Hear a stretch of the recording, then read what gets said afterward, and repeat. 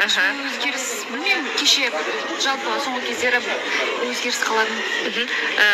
Мүмкін байқадыңыздар ма, байқамадыңыздар ма? Өзім байқап тұрмын. Иә, шашының түсі өзгерген. Иә, бетім өзім қара қыз болған соң сәл светлее көрінсін деп ашық түске бояғанмын. Дәулетке ұнады ма бастысы?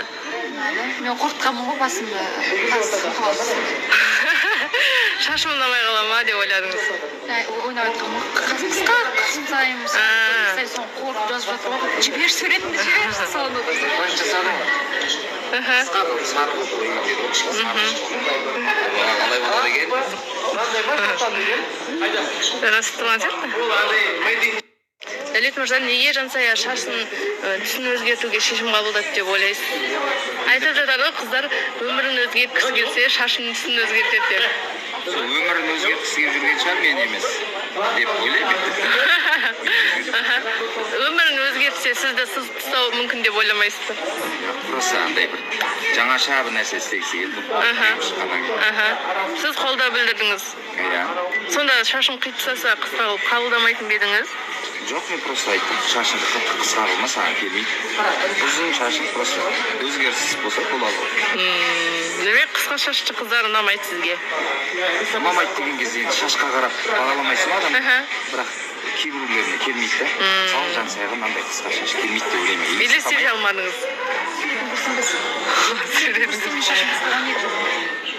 Сен алдандың да қойсаңшы. Кеше походқа шықтық біз. Көрдік, иә. Күшті болып тұрған кезде өзгеріп қалдық. Фатима ханымның отырысының өзі, киімінің өзі бір бөлек болып тұр ғой бүгін. Не деген look of the day болып тұр мынау. Көңілгеңіз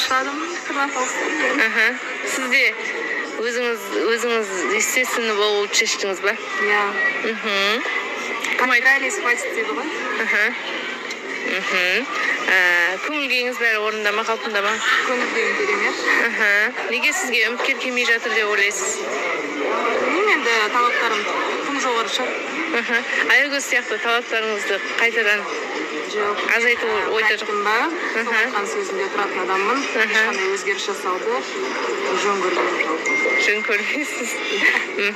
Иә, міндетті түрде Фатима ханымға үміткер болып келіңіздер. Жасы?